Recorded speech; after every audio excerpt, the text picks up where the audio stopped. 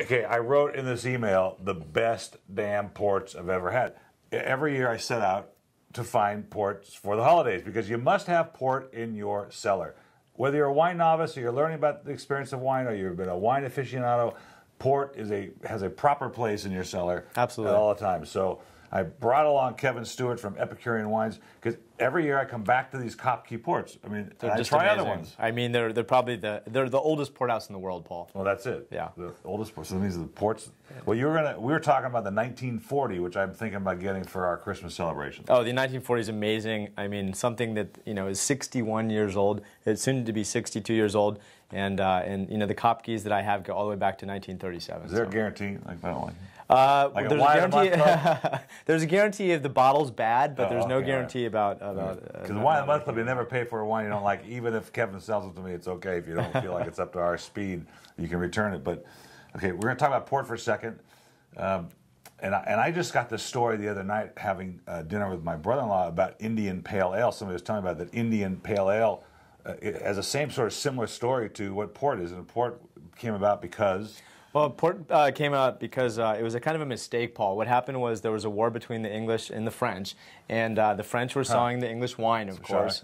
Yeah, and so the English, of course, needing to drink, decided to go to the Portuguese because they couldn't get any wine from the French, and they started getting wine shipped from Portugal to England. The problem was that the wines would go bad on the boat, so they decided, what can we do to fix that? Well, what about adding a brandy to the wine? They did that, and voila, port. Port. It's I mean, what's the first vintage port? Do we even know that number? I don't know. I know that there's several that have been found in shipwrecks that go down back to the late 1700s or 1800s. Because we did taste. My dad brought home a 1900 port.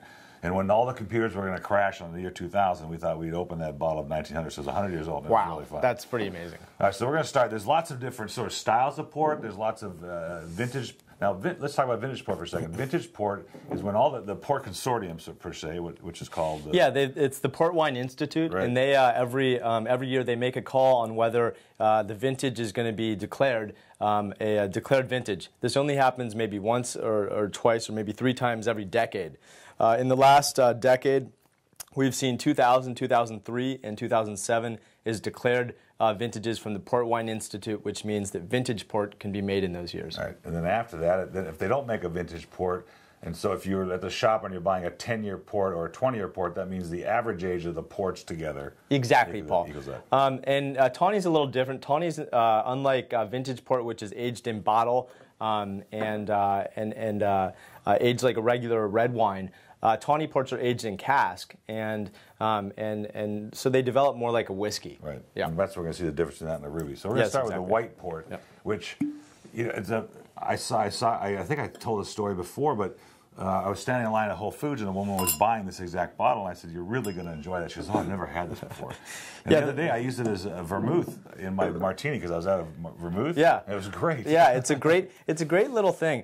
A lot of people don't really know about dry white port. It's made with the white varietals, so instead of Touriga Nacional, it's made more with varietals like Malvasia Fina and Cruzado, and it's got a little bit of a sweetness, but a nice dry finish. Yeah, it's great. It's not really bone dry. It certainly carries that port character of the alcohol content at the end, but it's got the viscosity is great. Great viscosity, great kind of minerality to it. And a nice kind of herbal notes and floral notes in the port as well. You can mix this with tonic. Oh yeah, it's great. Port tonic, it's probably the most popular port cocktail with dry white port.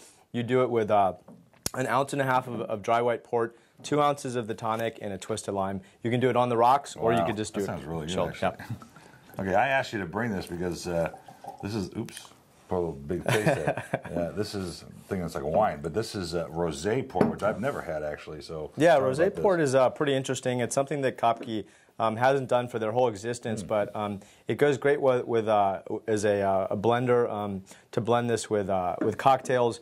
Like sparkling wine, champagne goes great with this. Also, you can add things like pomegranate juice or cranberry juice to kind of ramp it up and give it a more kind of cocktail-like flavor. But this is made just like rosé wine, but of course it's got the sweetness of port. Yeah, it's great. You just drink it the way it is, room temperature with some nuts and some. I mean, crumbled blue cheese and some almonds. Oh my gosh, this will blow you away.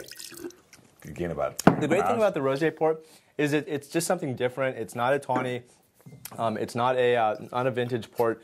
It's something that people don't know about, and it's got really nice kind of floral characteristics and herbal notes, as well as a really nice sweet finish. All right, so we're moving into the Tawny. Now, the Tawny is the cask-aged cask-aged port. With so no necessary minimum requirement. Exactly. The colleitas, which are the more expensive Tawnys, have to be in bottle for 8 years, or in cask for 8 years before they're bottled. But with the Tawny, it's about 3 to 4 years before these are bottled. This is a non-vintage, so this is a good entry level into Tawny port. Now you see the difference between the two ports we've tasted so far, which would not be in cask, and this one has a much more complexity in the mid palate. You see it in the color; it's got a little age to it. Yep. And you just this goes also great with strong cheeses like Stilton so good. And blue cheese, and also goes great with chocolates and things like that. So good. Okay, so 10-year. I think that Paul, you talked a little bit about 10 years. 10 years are interesting because they're the imagination of what the master blender, who is the port winemaker, thinks a 10-year-old should taste like. So he might mix like a 5-year-old and a 15-year-old and come up with an average of 10 years. It doesn't have to be exactly 10, but it's what his imagination of a 10-year should taste like. And I think Kopke actually ends up making something which is officially about a 15-year-old, but because they have to designate between 10, 20, 30, and 40, this has got to be designated as 10. So they're required to designate. I wasn't going to open this 1957, but I'm going to open it anyway. And I'll save it for, we'll have it on Christmas Eve with my family. But 1957, Paul, I'm so glad you're opening this wine. This is probably I think the real rock star of the Kopke lineup. It's an incredible vintage for something which is 50 plus years old. It's got amazing complexity, huge length and finish. I would say that this goes on for somewhere in the neighborhood of 2 to 3 minutes on the finish. I'll leave that color. And it's just absolutely astounding wine. Isn't it amazing that it stumbled across this by accident by adding brandy to wine? Of course, as the wine's fermenting, these Portuguese indigenous grapes, they pour the brandy in, which arrests the fermentation. Exactly. And that's where the sugar comes from. And then it gets fortified to what, 22%? To 20%. 20% alcohol. So yeah, with neutral brandy. With neutral brandy. Yeah, so there's no taste or smell to the neutral brandy. It's almost like fortifying something with something akin to straight alcohol or vodka.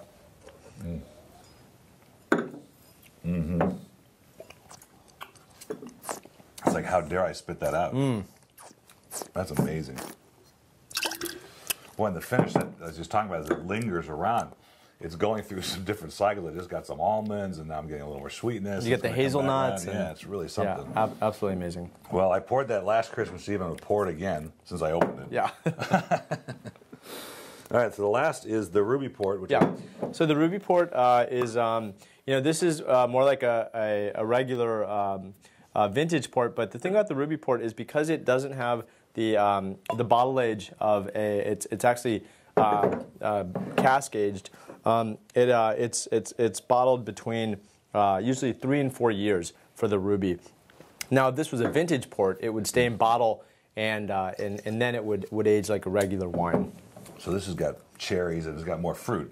Yeah, absolutely. It's very nice, soft tannins. It's like a very hedonistic. A big red wine that you might have you could even have with a steak or something. You could actually, and much more approachable as it is, just to drink it.